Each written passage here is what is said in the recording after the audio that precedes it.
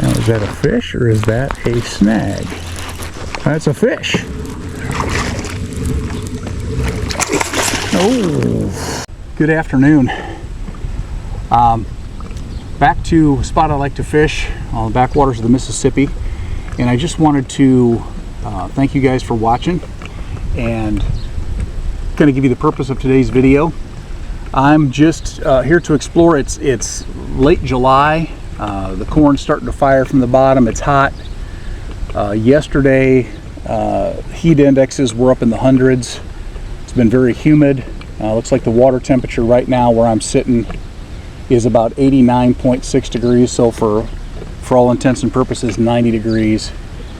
And I'm here. I want to do a little bit of fishing, but I want to talk to you guys about some baits that I tied on and things that I want to try out today. So first thing I'm going to do, I've got my my little hybrid frog here that I did the video on for a little topwater / bluegill action if I need it. So that's one of the baits that I've got.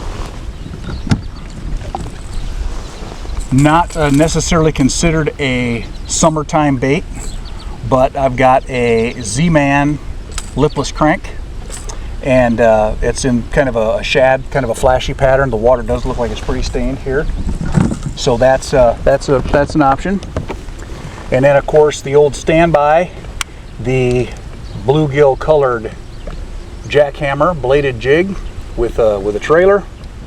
We're gonna see maybe they're interested in that. And then I picked up a new spinning rod. It's a St. Croix Triumph, and on here I've got tied on an underspin. It's a little bigger underspin with it's like a 4/0. I think it's a 4/0 hook. But I'm gonna slow roll that, so it's kind of a swim bait. It's kind of a spinner bait. And then the other thing that I've got tied on is just my old standby. I always have this tied on. It's kind of my confidence bait. It's the drop shot with the Z-Man Purple Rain worm and the 1/0 worm hook. So I'm gonna give those a shot here today. See what they like, and of course, just like any other time fishing, if these fish are picking up on one thing and they're eating them and I'm getting bites, I'm not going to be switching back and forth. I'm going to go with what works. But I did want to start a little different today and not just go with the stuff that I always do. So that's kind of the purpose of today's video. We're going to see, obviously, if we can catch some bass. The goal is always to catch, our best 5 lengthwise, like a traditional kayak bass tournament. We would do that. And if we catch a decent one, we may get a weight, that sort of thing. So that's the plan for today. It's late afternoon, about 3 o'clock, and my plan is to fish until dark, or if it's a really slow bite and nothing's happening, I will probably get off the water before that. So let's go see what happens. All right, I'm going to get it started here today with this swim bait.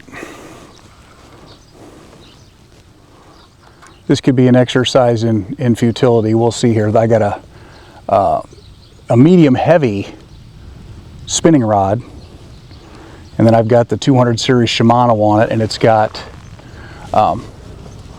I've just got 8-pound Seagar Invisex.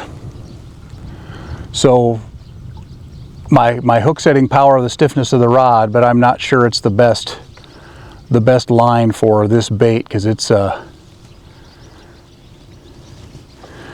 fairly heavy bait. I should probably be throwing it on a casting reel.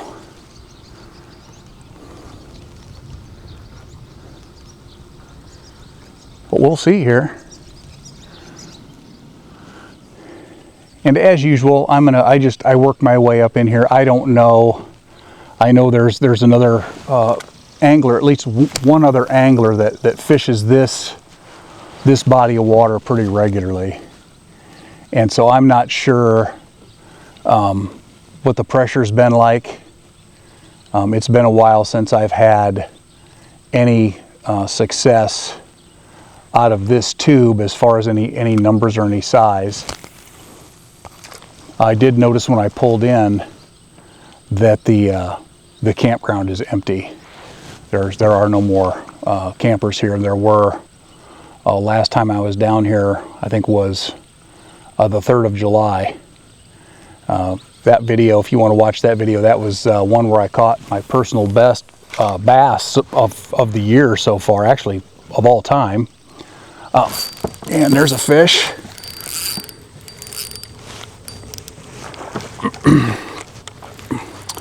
Last time I was here, and that was, I believe that was July 3rd. And so this feels like a fairly decent fish. He took it with authority. Oh, yeah. Ow, get that. Getting my net hooked on stuff there. Okay.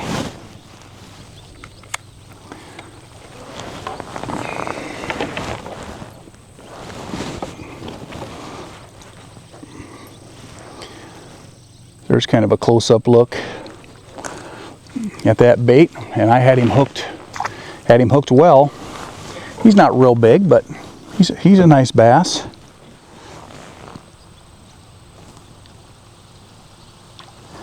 Our best 5, 15.5.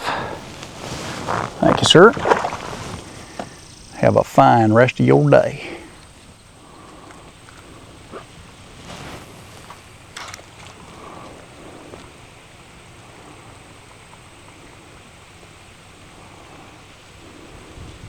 And I got this idea for using this bait. My brother was fishing in similar water temperature conditions down in southwest Iowa, and said he was throwing a lot of different things, and the bass wanted a spinnerbait. And so I think he even caught like a 17-inch crappie on a double-bladed spinnerbait, double willow leaf. And so I thought, well, this is kind of it's a swim bait and it's a spinner bait and kind of a combination. Let's see if they're interested in either one or both of those. Get it back in there a little ways. I don't think I'm going to be able to cast real accurately here due to my position and the weight of this swim bait body. There's another one in the tube, way back in there. He took it right when it hit the water. Okay. Doesn't seem like a great big fish, but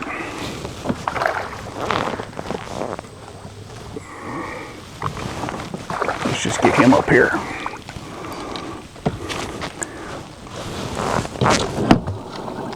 I'm going to go ahead and just anchor down here quick.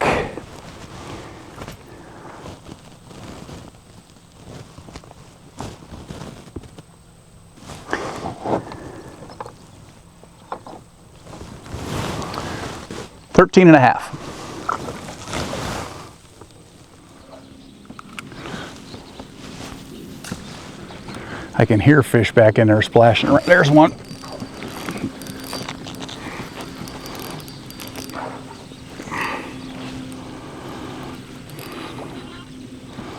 What is he? Oh, he was caught up on the edge of that tube. I'm gonna have to check my line here after I get him in and make sure I'm not. Well, he just spit it as he got to the boat, which is okay.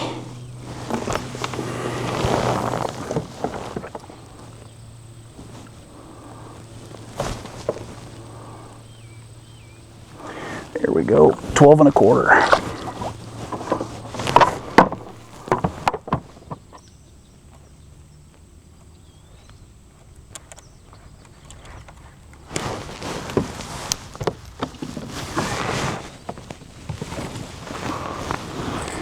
All right, let's give this a few minutes. See what's going on here. This I'm throwing on a little slower reel. I think it's a 6-1-1 Black Max, just a Abu Garcia Black Max, cheap Walmart reel.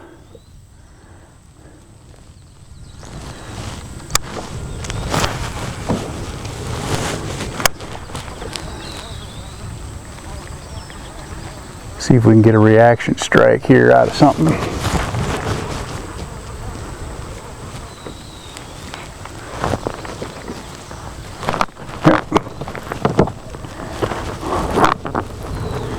And I can. Back it up here a little bit. That looks like a pretty decent fish there.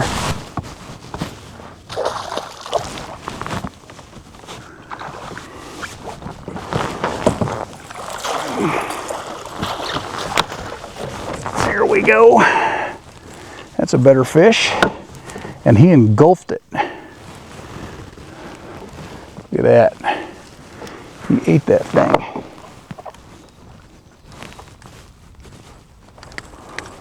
Try not to get his gills messed up there. And looks like 18.5. Very cooperative on the photo. Let's see if we can get a weight on her. See what that looks like. Just get that clamped on before we turn it on. Real quick, like it. We're at 0. 3.9. We'll go ahead and get her back in the water.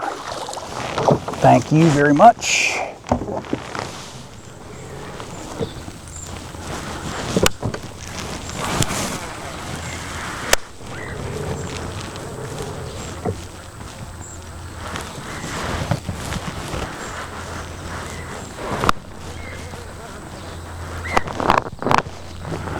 Now, is that a fish or is that a snag? That's a fish. Oh, another decent one here. Good one, good one, good one. Get in there. Oh yeah, okay. What do you guys?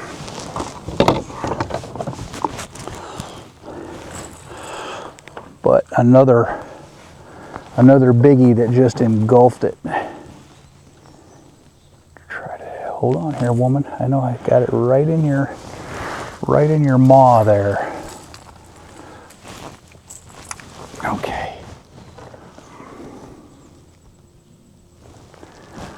20.5, and well, she's pretty slim, but I'm gonna go ahead and get a weight on her as well. But before I do that, she's bleeding. I'm gonna get her, since she's bleeding, I'm gonna get her back in the water quick. Just for a little bit here while I get stuff set up to get a weight.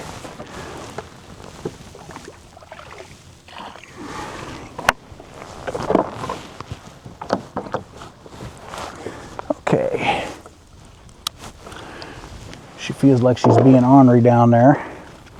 So let's do this quick. Get her zeroed.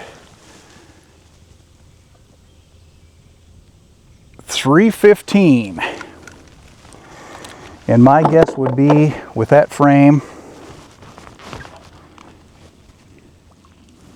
she'd been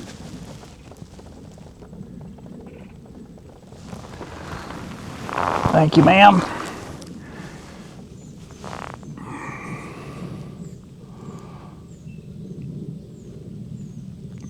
She'd be every bit of 5.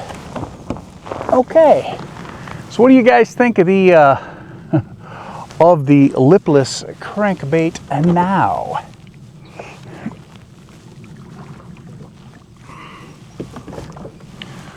I seriously thought I had snagged something under the water because it was just weight. I mean, it was not, it didn't feel like a thump, nothing. It was just, she just swallowed it. Inhaled it. So we will continue to work this area.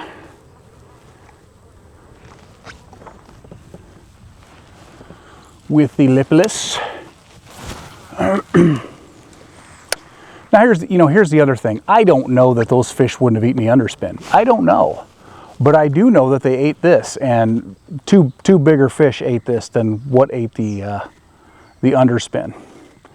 And I've had more action quicker on this than I did in a pretty decent amount of casting with the underspin. So there's another one for you. Leave it in the comments. How do you judge what bait is the best bait? To me, it's bigger fish equal it's the better bait. Let me know. And please consider